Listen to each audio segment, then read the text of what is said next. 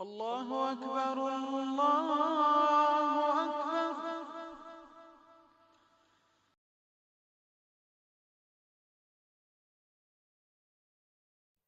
الحمد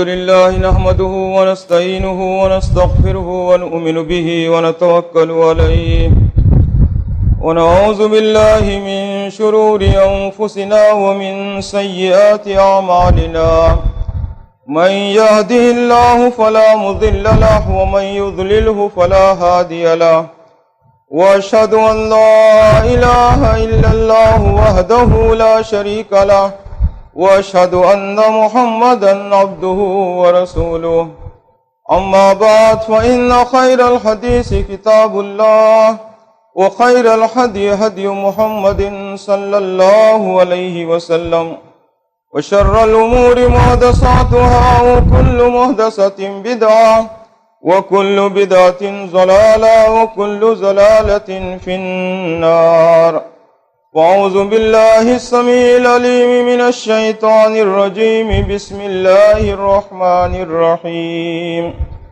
والعصر إن الإنسان لفي خسر إلا الذين آمنوا وعملوا الصالحات وتواصوا بالحق وتواصوا بالصبر۔ محترم بزرگوں، عزیز دوست اور بھائیوں، نیز میری ماں اور بہنوں، الحمدللہ مسجد حاضہ مسجد عباد الرحمن بڑی ہی ایکٹیو مسجد ہے، اور یہاں کے منتظمین اور آپ تمام لوگ ماشاءاللہ بہت ہی نشیط ہیں۔ اس سے پہلے بھی اس مسجد میں 2 مرتبہ میرے 2 سفروں میں حاضری کا اتفاق ہوا ہے، لیکن اب جبکہ اور زیادہ ان مسجد کے منتظمین سے رشتہ مستحکم ہوا ہے، تو انہوں نے ابھی بھی مجھے یہ سعادت عطا فرمائی ہے، جمعے کا خطبہ عطا فرمایا ہے، تو میں یہاں کے منتظمین، معاونین، آپ تمام حضرات اور ہمارے امام و خطیب صاحب کا میں شکر گزار ہوں۔ یہ جو بڑے بڑے سب کیمرے لگے ہوئے ہیں، اس سے بڑا خوف اور ڈر ہوتا ہے، اس لیے کہ میں وہ ہوں جو اپنا ایک ہی آموختہ ہر جگہ گھماتا ہوں۔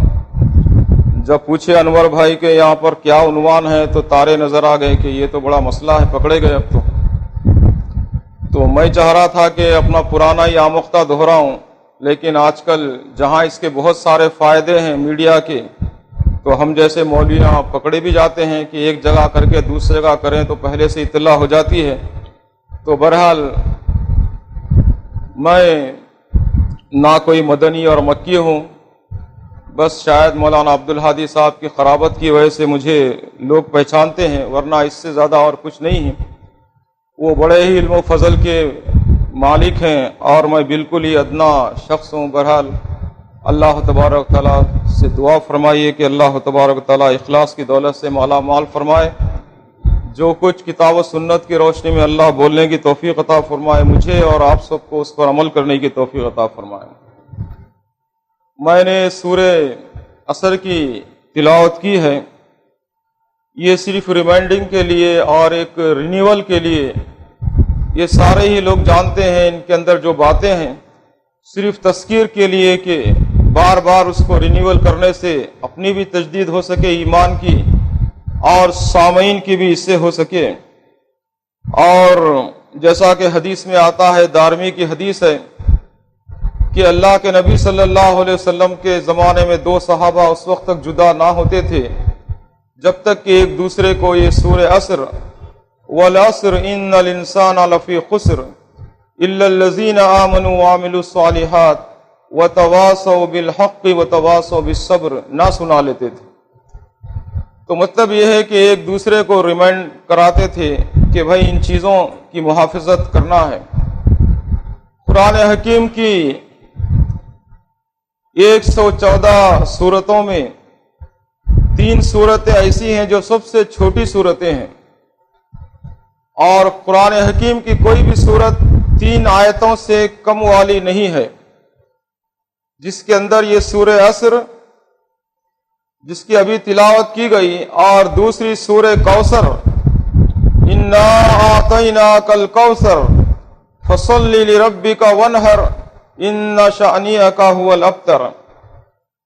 और तीसरी सूरह नस्र, इज़ा जा नस्रुल्लाहि वल फथ वरअयतन नास यदखुलून फी दीनिल्लाहि अफवाजा फसब्बिह बिहम्दि रब्बिका वस्तगफिर इन्नहु कान तव्वाबा। आमतौर पर हम यहाँ वस्तगफिर के पास स्टॉप करते हैं, रुकते हैं। डॉक्टर हमीदुल्लाह रहमतुल्लाह अलैह पेरिस में थे, आपको मालूम है, हैदराबाद दक्कन के थे, बड़े स्कॉलर, और उन्होंने सहीफ़े सादिक़ा हुमायूं इब्न मुनब्बाह को दरियाफ्त फरमाया और उसकी इशाअत हुई, तो बहुत बड़ा उन्होंने कारनामा अंजाम दिया। तो अपने उसमें लिखते हैं, वो एक नौ मुस्लिम था और वो सिर्फ इसलिए इस्लाम कबूल किया था कि वो कुरान के अंदर वो देखा कि एक रिदम पाया जाता है, एक मूसीकी की जो लहर होती है, उसके अपने हिसाब से, चूंकि उसका दिलदादा था, उसका माहिर था, जब कुरान हकीम सुना तो उसे पता लगा कि ये तो बहुत ही खास चीज है। मूसीकी इसके अंदर रिदम चल सकती है, इसके अंदर जो गाने बजाने का उसका अपना स्टाइल।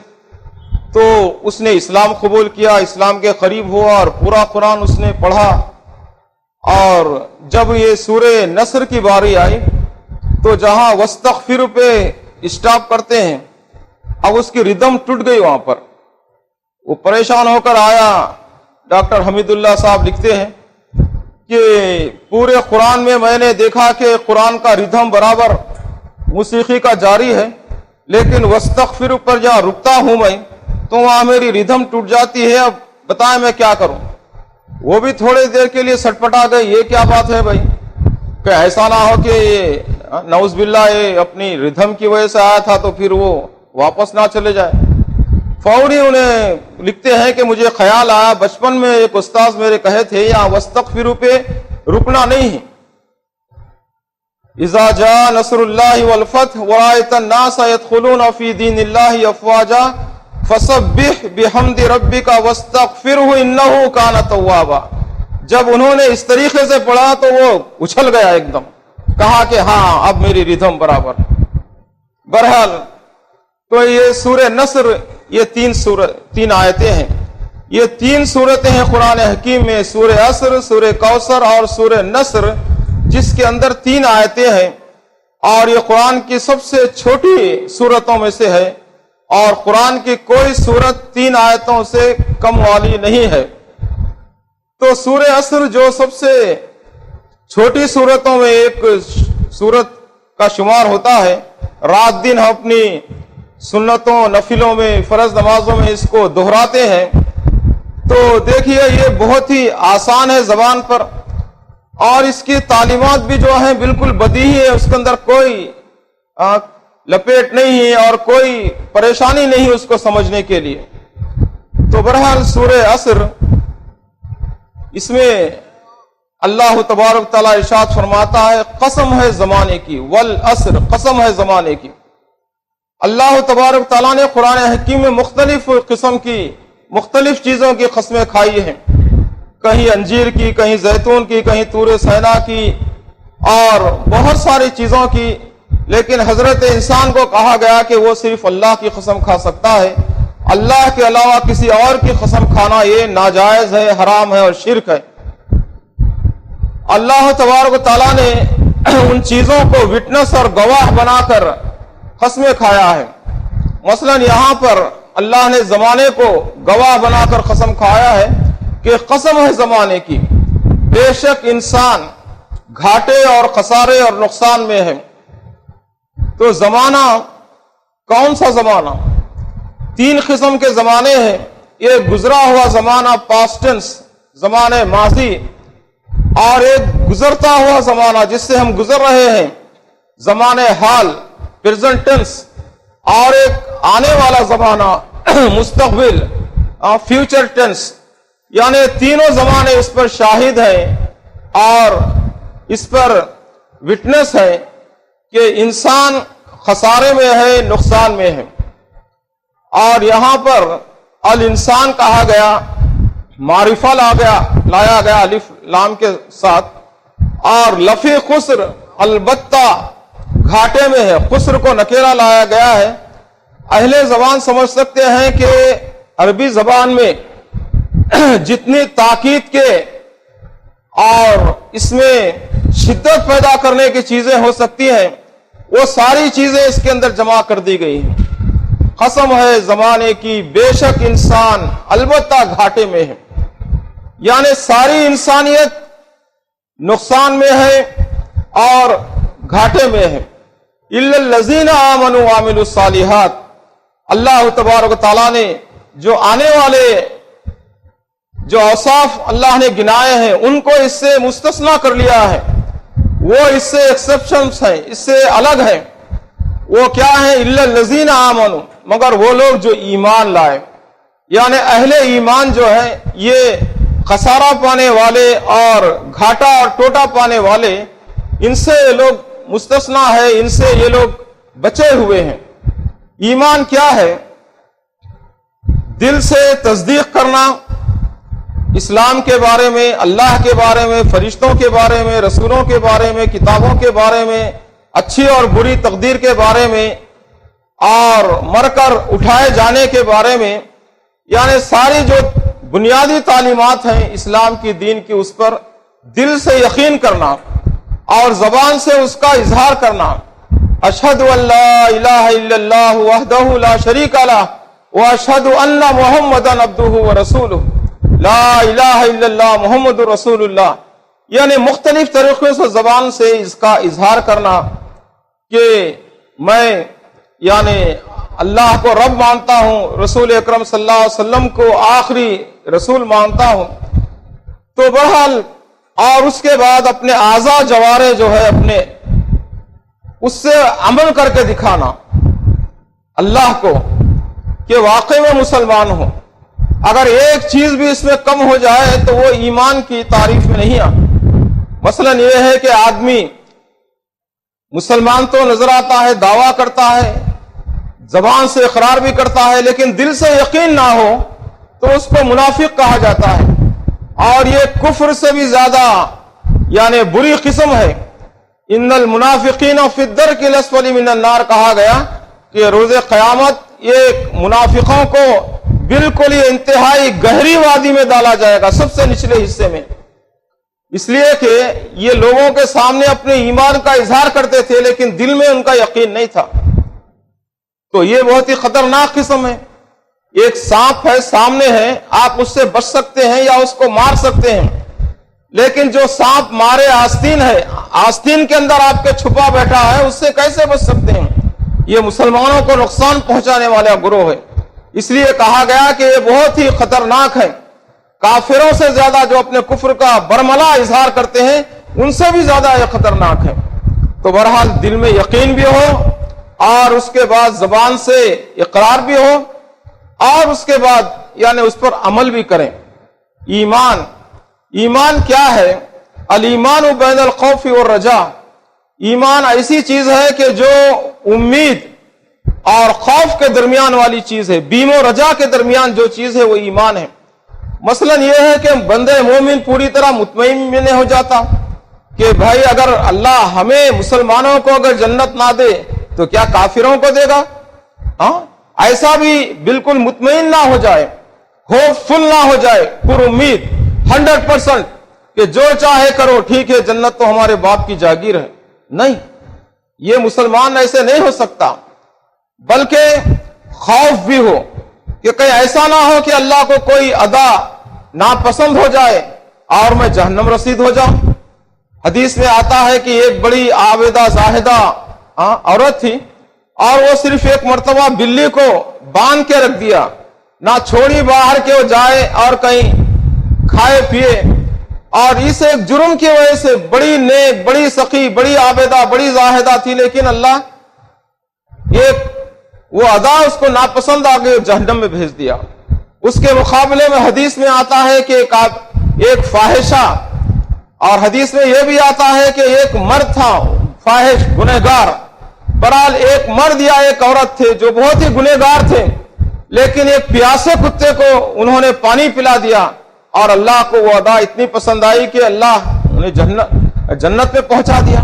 تو دیکھیے معمولی چیز جو بظاہر انسان کے ذہن میں نہیں آتی، معمولی نیکی سے اللہ خوش ہو جائے اور جنت میں پہنچا دے، اور معمولی گناہ سے اللہ کو ناپسند ہو اور وہ جہنم رسید کر دیا جائے۔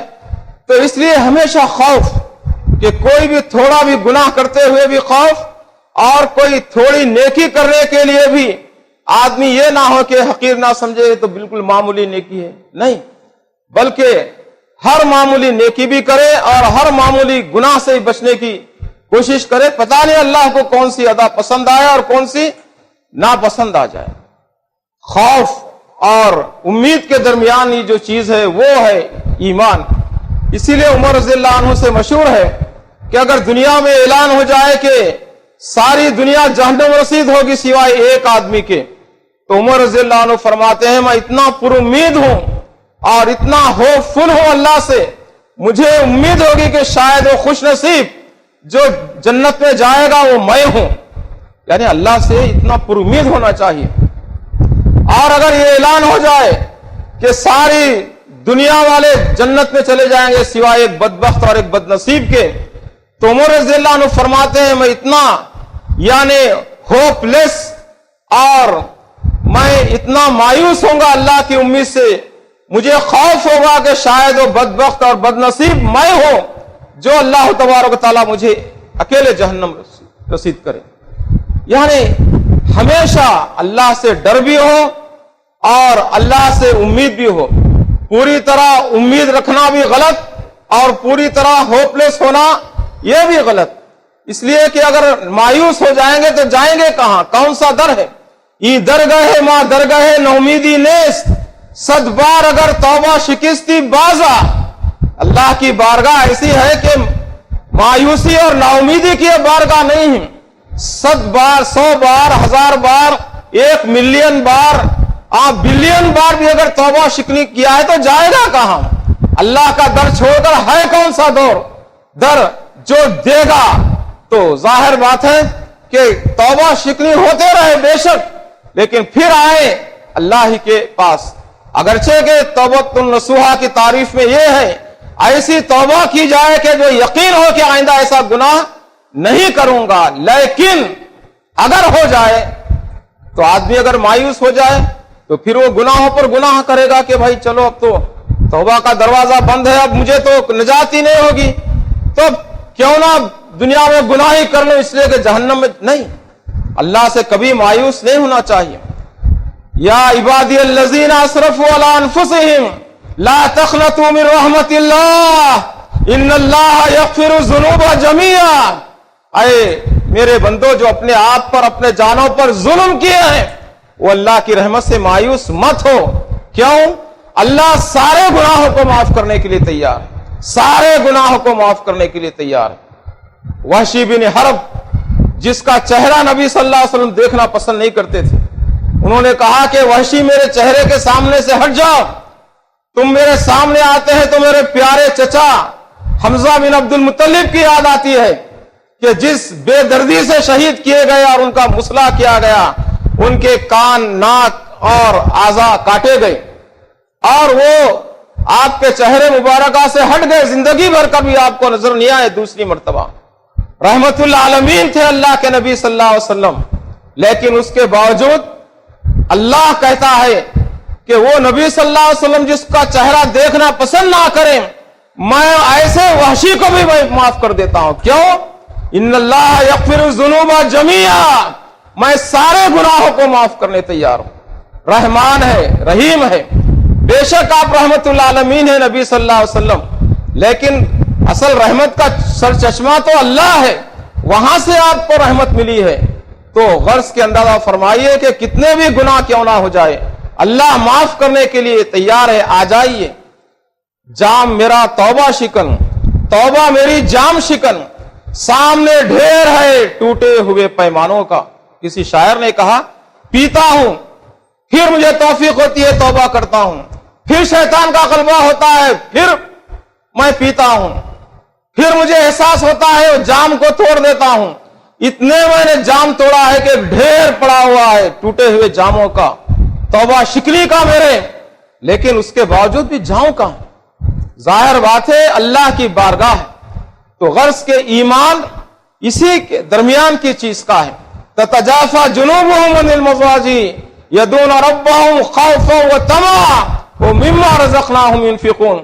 آج ہی امام صاحب پہلی رکعت میں سورہ حامیم سجدہ پڑھائے ہوں گے، اور ہماری مساجد میں الحمدللہ سلفی اہل حدیث مساجد میں اس سنت پر عمل ہوتا ہے، ورنہ اکثر مساجد میں جائیے جمعے کی فجر کیا ہے اور جمعے کی نماز میں کیا پڑھنا ہے اور عیدین میں کیا پڑھنا ہے، وہ چیزیں تقریباً فراموش ہو گئیں۔ الحمدللہ جمعیت اہل حدیث یا سلفی کتاب و سنت پر عمل کرنے والے لوگوں کے پاس یہ وتیرہ باقی رہ گیا ہے کہ اللہ کے نبی صلی اللہ علیہ وسلم کا کیا عمل تھا، آپ فلاں میں کیا پڑھتے تھے، وتر میں کیا پڑھتے تھے، پہلی رکعت میں کیا، دوسری میں کیا، تیسری میں کیا، فجر میں کیا، جمعہ میں کیا، تو سجدہ کر کے اٹھتے ہی کیا آئے تھے کہ ان کے پہلو بستروں سے الگ ہو جاتے ہیں۔ کیوں؟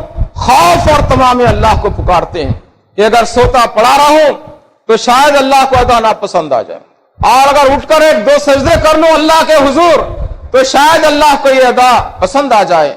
تو بہرحال البتہ یہ ہے کہ اب یہ خوف اور یہ جو امید ہے اس کا پرسنٹیج کیا ہونا چاہیے؟ کوئی ایسا اسکیل، کوئی ایسا پیمانہ، کوئی ایسا میزان، کوئی ایسا ترازو تو نہیں دیا گیا ہے کہ آدمی اپنے ایمان کے خوف کو اور امید کو تولے۔ آدمی کا بس احساس کہ اللہ سے ڈر جو ہے وہ تھوڑا زیادہ ہونا چاہیے۔ مثال کے طور پر 60% اللہ کا خوف ہو تو 40% یعنی اللہ سے امید ہو۔ بہرحال خوف کا جو پہلو ہے وہ تھوڑا زیادہ ہونا چاہیے۔ تو بہرحال ایمان یہ ہے، اور ایمان آنے کے بعد ایک آدمی یہ سمجھتا ہے کہ ہر وقت اللہ کی مدد اور نصرت میرے ساتھ ہے، جیسے غار ثور میں اللہ کے نبی صلی اللہ علیہ وسلم کے ساتھ وہ چھپ گئے تھے ابوبکر صدیق رضی اللہ تعالیٰ عنہ، اور وہ ڈر گئے ابوبکر صدیق رضی اللہ عنہ، ابھی وہ نیچے دیکھ لیں تو ہم لوگ پکڑے جائیں گے۔ اللہ کے نبی صلی اللہ علیہ وسلم نے کیا فرمایا؟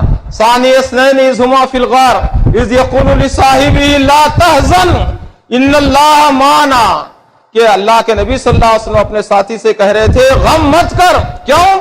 ہم دو نہیں ہیں، ہمارے ساتھ تیسرا کون ہے؟ اللہ ہے۔ ان اللہ معنا، اللہ ہمارے ساتھ ہے۔ مطلب یہ ہے کہ اللہ کی مدد اور اس کی نصرت اور اس کی طاقت ہمارے ساتھ ہے۔ موسیٰ علیہ السلام اپنی قوم کو لے کر چلے گئے، بنی اسرائیل کو جا رہے ہیں، نکل رہے ہیں، فرعون کو پتا چلا، تعاقب کرتا ہے اپنی فوج کے ساتھ، اب سامنے سمندر ہے ٹھاٹے مارتا ہوا، اور پیچھے فرعون اس کا لشکر جرار آیا ہوا ہے۔ اب بنی اسرائیل گھبرا گئے، اب کیا ہوگا؟ اب تو پھنس گئے، آگے جائیں تو سمندر میں ڈوب مریں، اور ٹھہر جائیں نہ جائیں تو پیچھے فرعون کا لشکر ہمیں کاٹ کھانے کو آنے کو تیار ہے۔ یہ ایسے وقت انہوں نے کہا کہ موسیٰ پھنسا دیے تم لا کر یہاں پر، اب کیا ہوگا؟ انبیاء کا ایمان پاورفل ہوتا ہے امتیوں سے۔ آپ نے کیا فرمایا؟ کلا، ہرگز پریشان ہونے کی ضرورت نہیں۔ کیوں؟ انا معی ربی سیہدین، میرے ساتھ میرا رب ہے جو راستہ بتائے گا۔ تو الحمدللہ اس کے بعد پھر راستہ اللہ تبارک تعالیٰ نے بتا دیا۔ تو اندازہ فرمائیے کہ بہادر یار جنگ ایک مرتبہ ایران کے سفر میں گئے تھے تہران میں، وہاں انہوں نے ٹیکسی چکائی، ٹیکسی سے بات کی، انہوں نے کہا کتنے سواری ہیں؟ انہوں نے کہا کہ 2 سواری۔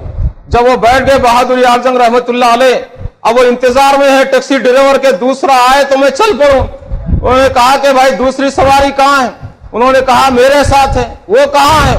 انہوں نے کہا میرے ساتھ میرا اللہ ہے۔ بظاہر ایک لطیفہ اور جوک معلوم ہوتا ہے کہ کہے 2 سواری ہے، اس کے بعد کہہ رہے ہیں کہ میرے ساتھ میرا اللہ ہے۔ مطلب یہ ہے کہ کسی کا ایمان اگر اتنا پاورفل ہو جائے تو کبھی اپنے آپ کو تنہا محسوس نہ کرے، بلکہ ہمیشہ محسوس کرے کہ میرے ساتھ میرا اللہ ہے۔ اور یہ بات بھی نہیں ہے کہ اللہ ہر جگہ ہے، جیسے عام مسلمانوں کا عقیدہ ہے، یہ برا عقیدہ ہے، یہ غلط عقیدہ ہے، بلکہ اللہ عرش پر بیٹھا ہے۔ الرحمن علی العرش استویٰ، اس کی کیا کیفیت اور ماہیت ہے وہ اللہ جانے، اس کے ساتھ اس کے متعلق سوال کرنا بدعت ہے۔ برحال اللہ عرش کے اوپر ہے، اور پھر لیکن اللہ کی طاقت اور اس کی قدرت اور اس کی مدد وہ ہر ایک ساتھ مسلمانوں کے ساتھ ہے.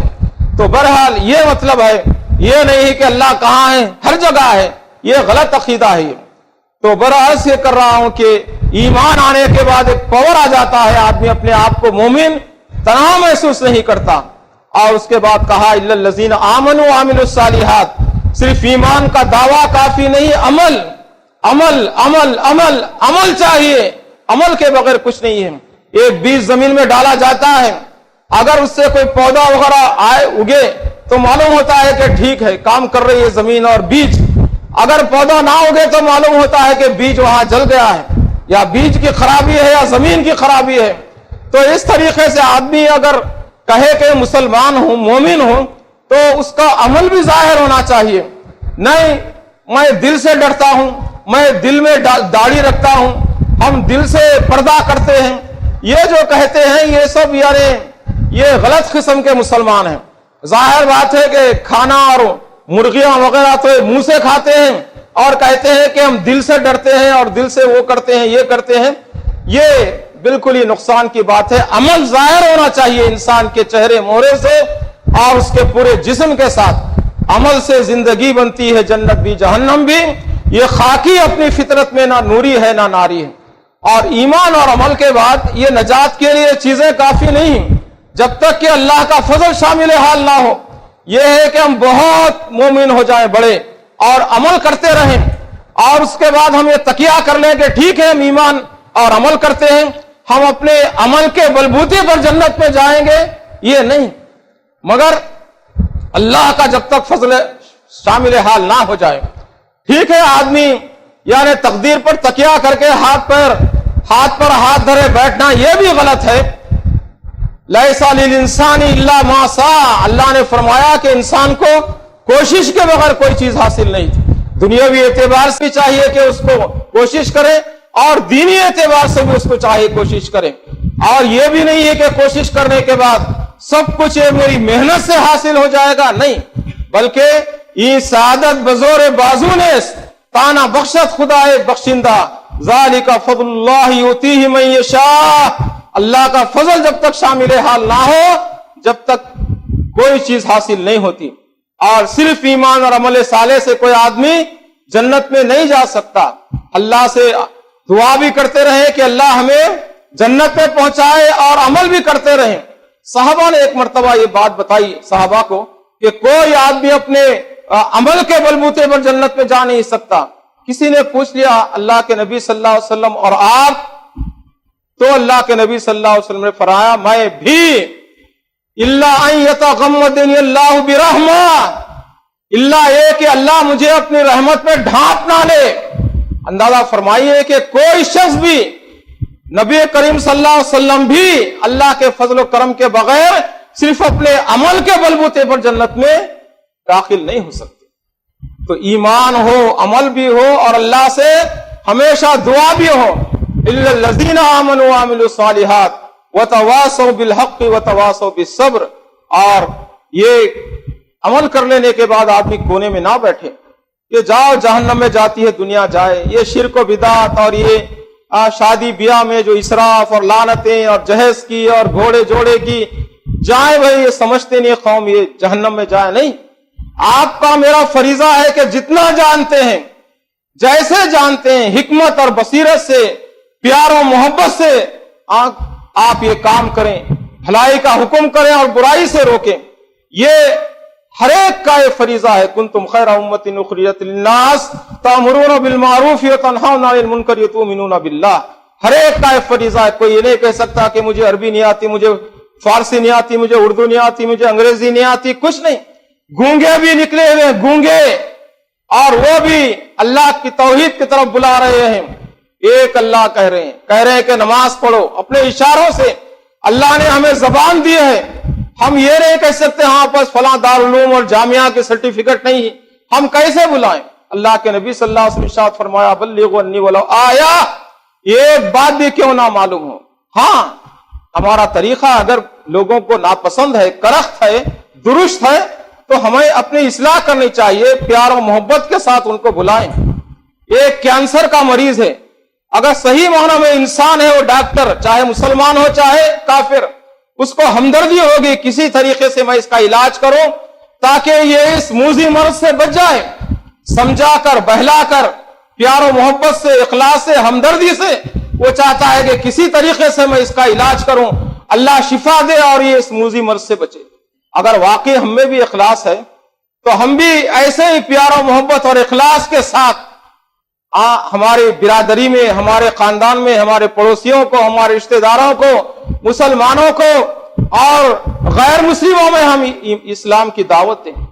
چاہیے تو یہ تھا اس وقت ہمیں کہ ہمارے پیچھے مسجد میں تقریباً بہت ساری چیئریں ڈالی جاتی اور کافروں کو، نان مسلم کو بٹھایا جاتا تاکہ وہ اسلام کی طرف آئیں، لیکن ہمارا حال یہ ہے 99.9 ہماری صفوں میں ہمارے جو مسلمان کہتے ہیں وہ کلمہ گو مشرک ہیں، کلمہ گو مشرک ہیں۔ ہندوؤں میں اور کافروں میں، مسلمانوں میں کوئی فرق نہیں ہے سوائے اس حلیے کے اور لباس کے اور نام عبداللہ، عبد الرحمن، عبد الرب رکھ لیے بس، اللہ ماشاء اللہ، چونکہ وہی کرتے ہیں جو کافر کر رہے ہیں۔ اللہ محفوظ رکھے۔ اس لیے ہمیں ضرورت ہے کہ پہلے ہمارے مسلمانوں کو ہم جہنم کی آگ سے بچائیں، اس کے بعد پھر دوسرا نیکسٹ اسٹیپ ہے کہ ہم جا کر کافروں کو بچائیں۔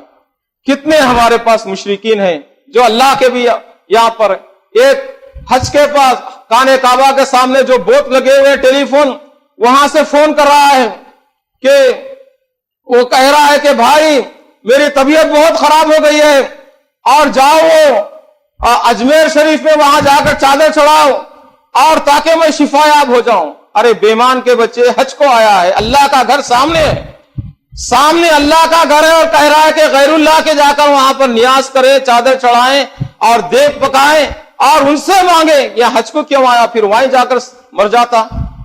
ایسے ہمارے کتنے عمرے کرنے والے حاجی، کتنے نمازی، کتنے جو عقیدہ صحیح نہیں معلوم کہ عبد القادر جیلانی ان کا رب ہے یا اللہ ان کا رب ہے یا پیران پیر ہے یا جہانگیر پیراں ہے یا اجمیر والے ہیں یا داتا دربار ہے یا وہ پیر ہیں یا یہ کچھ نہیں معلوم۔ اللہ محفوظ رکھے۔ تو بہرحال ضرورت اس بات کی ہے کہ ہمارے مسلمانوں کو پہلے ہم توحید کی تعلیم دیں اور اس کے بعد اسٹیپ بائی اسٹیپ ہم دوسروں تک پہنچیں۔ تو بہرحال بھلائی کا حکم کرنا، برائی سے روکنا یہ ضروری ہے۔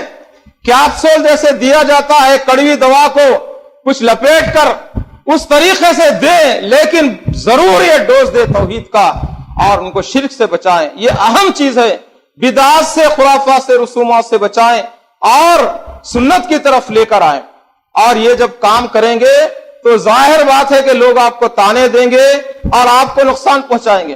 اللہ کے نبی صلی اللہ علیہ وسلم 40 سال آپ مکے میں رہے، لوگ آپ کو امین اور صادق کہتے تھے، اور یہ ٹائٹل کس نے دیا؟ مسلمانوں نے نہیں دیا، کافروں اور مشرکوں نے دیا۔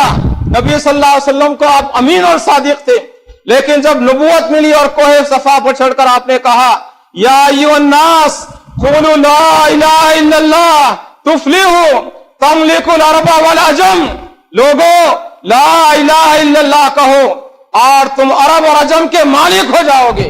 تو کیا کہا سکا چچا؟ تبا لکا علی ھذا جماعتنا، نعوذ باللہ من ذالک۔ تو بہرحال اندازہ فرمائیے جب آپ توحید کی دعوت دیں گے تو اس وقت آپ کو پھولوں کے ہار، آپ کے راستے میں پھول نہیں بچھائے جائیں گے، آپ کے راستے میں کانٹے بچھائے جائیں گے، آپ کی مخالفت کی جائے گی، مختلف ٹائٹل اور خطابات سے، برے خطابات سے آپ کو نوازا جائے گا۔ لیکن اللہ کے نبی صلی اللہ علیہ وسلم کی سیرت ہمارے ساتھ سامنے ہے کہ 40 سال آپ نے مکے میں گزارا اور کوئی آپ کی سیرت پر انگلی نہیں اٹھا سکتا تھا، اور لیکن اس کے باوجود جب آپ نے توحید کی دعوت دی تو ظاہر بات ہے کہ وہی لوگ آپ کو شاعر، ساحر اور مجنون، نعوذ باللہ اور کیا کیا القاب سے نوازتے رہے۔ تو یہ جان لیجئے کہ آپ توحید اور سنت کا اعلان کرنے کے بعد آپ بچ نہیں سکتے، اور اسی لیے کہا گیا صبر کریں، صبر کریں۔ یہ بڑے دل گردے کی بات ہے، یہ بڑے دل گردے کی بات ہے۔ آج خاندانوں میں کوئی بولتے ہوئے بھائیوں کو، دوستوں کو کچھ توحید سمجھاتے ہوئے ڈر ہوتا ہے کہ لوگ ناراض ہو جائیں گے، لوگ ناراض ہو جائیں گے۔ یہ ہزاروں سالوں سے، سینکڑوں سالوں سے یہ رسم چلی آتی ہے، ہم ان کو کیسے روک سکیں؟ ظاہر بات ہے کہ روکنا پڑے گا اور اس میں صبر بھی کرنا پڑے گا۔ یہ 4 چیزیں ہیں جو انسان کی نجات کے لیے سورہ عصر میں بتایا گیا ہے کہ ایمان، عمل صالح اور بھلائی کا حکم کرنا اور برائی سے روکنا، اور اس سلسلے میں جو مصائب آئے ان پر صبر کرنا. تو دیکھیے چھوٹی صورت ہے جو ہم کو ایمان کو، ہمارے ایمان کو رینیول کرنے والی ہے. اسی لیے امام شافعی رحمۃ اللہ علیہ کا مشہور قول ہے، اگر انسانوں کی ہدایت کے لیے یہی صورت نازل کی جاتی، سورہ عصر، یہ 3 آیتیں، اس کے علاوہ قرآن حکیم میں کچھ اور نازل نہ ہوتا، تو آپ فرماتے ہیں کہ کافی اور وافی تھی یہ صورت. تو اندازہ فرمائیے اس کے اندر جیسے دریا کو کوزے میں بند کرنے کی مثال ہے اردو میں، اس طریقے سے ساری تعلیمات کو اس میں جمع کر دیا گیا ہے. اور پھر اس سورہ عصر کیا ہے؟ یہ زمانہ ہم ابھی بات کر رہے ہیں، ایک سیکنڈ گزر گیا زندگی میں، پھر یہ گزرا ہوا سیکنڈ ہمارے پاس آنے والا نہیں. اور ایک سیکنڈ میں یہ الیکٹرسٹی، بجلی 1,86,000 میل کا فاصلہ طے کرتی ہے. تو اندازہ فرمائیے پتہ نہیں آئندہ یہ سیکنڈ کے اندر بھی کتنے اور اس کے حصے بقے ہونے والے ہیں، اور کیا تیز رفتار چیزیں آنے والی ہیں. تو اندازہ فرمائیے زمانہ یہ برف کی طرح گھلا جا رہا ہے، یہ موم کی طرح پگھلا جا رہا ہے، اور یہ ہماری زندگی جو اللہ نے ہمیں جو کچھ بھی عطا فرمائی ہے وہ جا رہی ہے، وہ گھلی جا رہی ہے، وہ پگھلی جا رہی ہے، دوبارہ پھر ہمیں واپس آنے والی نہیں ہے، لوٹنے والی نہیں ہے. ایک گاؤں میں پرانے زمانوں میں جہاں فریج اور ریفریجریٹر وغیرہ کا انتظام نہیں تھا اور یہ برف یہ محفوظ نہیں رہتا تھا، ایک برف فروش آواز دے رہا ہے سرے مغرب سرے شام، لوگوں یہ برف میرا خرید لو، یہ آئس خرید لو، اس لیے کہ رات ہو جا رہی ہے اور یہ پگھلا جا رہا ہے، یہ صبح تک ختم ہو جائے گا، میرا کیپٹل، میں نے جو سرمایہ لگایا ہے وہ گھلا جا رہا ہے، مجھے اس میں کوئی پرافٹ کی ضرورت نہیں ہے، میرا راس المال جو ہے اصل سرمایہ وہ دے کر یہ برف خرید لو. امام غزالی رحمت اللہ علیہ فرماتے ہیں اس برف فروش کی صدا نے مجھے کہا ہے کہ یہ ہے سورہ عصر کی تعریف، یہ ہے سورہ عصر کی تفسیر، کہ انسان کو جو مہلت عمر دی گئی ہے وہ تیزی کے ساتھ برف کی طرح کھلی جا رہی ہے. اور جیسے ایک فوجی کا ایک جنازہ جیسے بینڈ باجے کے ساتھ حرکت کرتا ہے، ابھی آپ نے دیکھا ہے صدر جمہوریہ ابوالکلام کا جیسے اس کا تابوت حرکت کر رہا تھا بینڈ باجے کے ساتھ قبر کی طرف، اسی طریقے سے ہمارے دل میں بھی یعنی یہ دل کی دھڑکن ہو رہی ہے، ہر دل کی دھڑکن کے ساتھ ہم موت اور قبر کے قریب پہنچ رہے ہیں. غافل تجھے گھڑیال یہ دیتا ہے منادی، گردون گھڑی عمر کی ایک اور گوا دی، خیرے کن اے فلاں وہ غنیمت شمار عمر، زاں پیشتر کے بانگ برائت فلاں نمان، اے فلاں حاجی صاحب، اے فلاں مولوی صاحب، اے فلاں صاحب، خبر اس کے کہ لوگ کہیں کہ بھائی فلاں کا انتقال ہو گیا، وقت ہے کہ تم نیکی کا کام کر لو اور یہ گھلتے ہوئے برف سے فائدہ اٹھا لو اور یہ موم بتی کی طرح گھلتی ہوئی زندگی سے فائدہ اٹھا لو. تو یہ ہے سورہ عصر کی تعریف کہ ہمارا ایک ایک لمحہ موت کی طرف اور خبر کی طرف جا رہا ہے. ہمیں چاہیے کہ ایمان عمل صالح تواسی بالخیر تواسی بالحق کر لیں اور اس پر صبر کریں. اللہ بولنے اور سننے والوں کو عمل کی توفیق عطا فرمائے.